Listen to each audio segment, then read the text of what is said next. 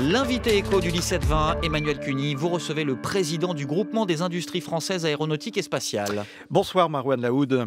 Bonsoir. Le GIFAS publie son bilan 2015, année record pour l'aéronautique et le spatial. Chiffre d'affaires global en hausse de près de 10%, près de 60 milliards d'euros, des carnets de commandes blindés. Tous les indicateurs sont vraiment ouverts aujourd'hui ? L'année 2015 a été une année record, effectivement. Près de 60 milliards, vous l'avez dit. 40 milliards à l'exportation, c'est-à-dire près de 83% du chiffre d'affaires consolidé, ce qui montre bien que cette industrie est en bonne santé et qu'elle continue de conquérir des marchés. Alors peut-être avec un petit bémol du côté des hélicoptères, aussi des avions d'affaires, où là ça peine un peu plus ? C'est la situation économique spécifique à ces deux activités. Les hélicoptères sont pénalisés par la baisse du prix du pétrole. Donc leurs principaux clients, qui sont les sociétés parapétrolières, ont quelques difficultés à investir. Et les avions d'affaires en baisse, c'est quoi ? Les hommes d'affaires voyagent moins ? Les avions d'affaires, comme les hélicoptères privés, du reste, c'est à peu près le même marché, souffrent toujours de la crise économique. La première chose que vous faites quand vous êtes en crise, vous supprimez les dépenses de cette nature, vous essayez de faire vivre plus longtemps vos équipements. Marouane Laoud, le GIFAS, ce sont les poids lourds, évidemment, on les connaît, Airbus, Dassault, Thales, Safran, mais aussi une myriade de PME et de sous-traitants. Maintenant, il va vous falloir augmenter les cadences. Est-ce que vous êtes prêts ? Je crois que toute la filière est prête. Je suis très confiant, nous sommes très confiants sur notre capacité à relever les défis. Mais comment on travaille ensemble quand on est un groupe comme Airbus avec un petit sous-traitant local ? C'est facile ? C'est la dépendance mutuelle. C'est-à-dire ? Ils dépendent de nous, mais nous dépendons d'eux. Un sous-traitant qui vous fournit une pièce importante pour un appareil quel qu'il soit, il faut qu'il soit en bonne santé, qu'il arrive à livrer en temps et en heure, avec la qualité souhaitée. Bon, mais ça dépend de l'activité, mais il a peut-être besoin d'un coup de main aussi de temps en temps. C'est tout à fait ce que nous organisons au niveau du GIFAS. Nous sommes une filière qui est très solidaire. Familiale, presque, on peut le dire comme ça. Nous avons des programmes de soutien, en particulier un programme qui s'appelle Performance industrielle, qui nous permet de s'entraider sur la qualité de la fourniture, la qualité de la livraison, pour éviter les retards. Les retards, c'est les embouteillages. Les embouteillages empêchent la montée en cadence. Mention particulière aussi pour le secteur de la défense, en hausse, je crois plus 16% en 2015. Alors, plus de conflits dans le monde, ce sont plus d'avions Rafale vendus, plus de besoins d'armement. Finalement, votre industrie profite clairement du contexte géopolitique tendu. Notre industrie est une industrie par construction duale, c'est-à-dire elle est à la fois civile et militaire. Elle participe à la sécurité de nos concitoyens, elle participe à la sécurité du monde. Donc nous sommes effectivement sollicités pour fournir des équipements dans un contexte où le besoin de sécurité n'a jamais été aussi fort. C'est le respect de la souveraineté finalement ? C'est la souveraineté. Nous participons de la politique étrangère de la France, nous participons de la politique de défense de la France. Alors des secteurs portés par l'international, c'est là où se gagneront de plus en plus les marchés de demain, c'est déjà le cas aujourd'hui d'ailleurs. Sur quoi reposent concrètement nos stratégies de conquête ? Les meilleurs produits, les meilleures offres et la capacité à s'implanter localement, se rapprocher des clients. Ce sont des mots, je vous comprends, Marouane Laoud, mais concrètement, comment on fait ? Comment on fait les meilleurs produits avec les contraintes que l'on connaît aujourd'hui, fiscales, sociales ? Les meilleurs produits, c'est avant tout d'avoir les bonnes équipes.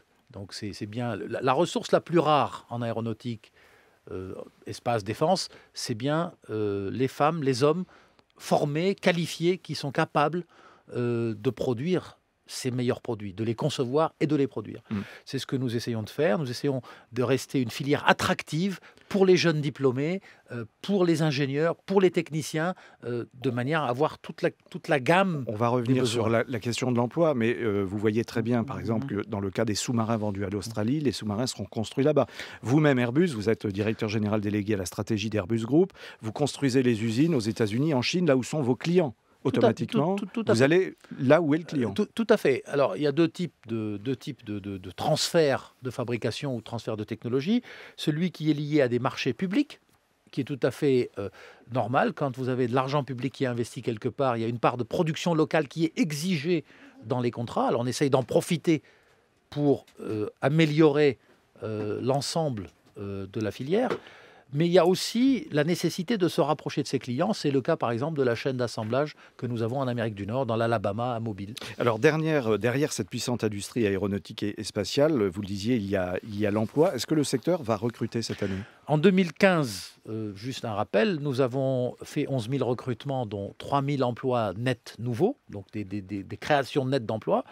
Je pourrais détailler un peu plus. Je dirais que 25% de ces recrutements se sont faits pour des jeunes diplômés. Donc, on recrute des jeunes.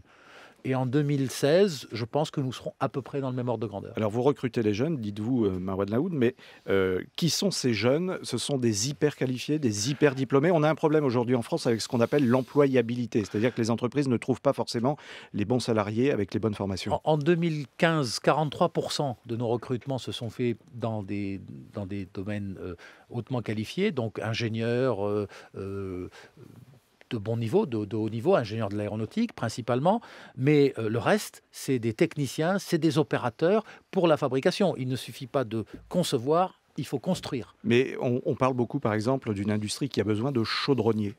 Est-ce que c'est le cas aujourd'hui? Le terme est un peu péjoratif. Alors, le chaudronnier dans l'industrie lourde, le chaudronnier de 2016 n'a rien à voir avec le chaudronnier de 1950. Aujourd'hui, le chaudronnier est un pilote de machine numérique. C'est de l'impression 3 dimensions. C'est donc, on est à la pointe de la technologie, même quand on parle de fabrication et de production. C'est ça c'est le message que nous souhaiterions passer aux jeunes. Il faut qu'ils viennent nous voir. Les conditions de travail dans nos usines n'ont rien à voir avec les usines des années 50. Un mot très rapide, Marouane Laoud, de l'aventure spatiale. On ne va pas la refaire ce soir, bien sûr, mais il y a une grande aventure qui se prépare dans les lanceurs, une entreprise commune entre Airbus Group et Safran. Vous êtes bien avancé dans cette affaire, mais on apprend ce soir qu'il y aurait eu des négociations entre Airbus Group et Bercy pour payer moins d'impôts. On parle d'1 million d'impôts en moins sur la question fiscale. Le sujet n'est pas celui-là. Le sujet, c'est de bien voir que pour Airbus comme pour Safran, cette société, cette co-entreprise est stratégique. Aucun des deux acteurs n'est en train de céder son activité. Nous sommes en train de renforcer notre investissement dans le spatial. Nous souhaitons préparer la génération de demain en matière de lanceurs, celle qui va remplacer Ariane 5 qui a connu un succès foudroyant. Donc pas de négociation secrète avec Bercy sur les impôts? Il n'y a jamais de négociation. Il n'y a jamais de négociation secrète. Merci beaucoup Marouane Laoud, président du GIFAS et donc directeur général délégué de la stratégie d'Airbus Group.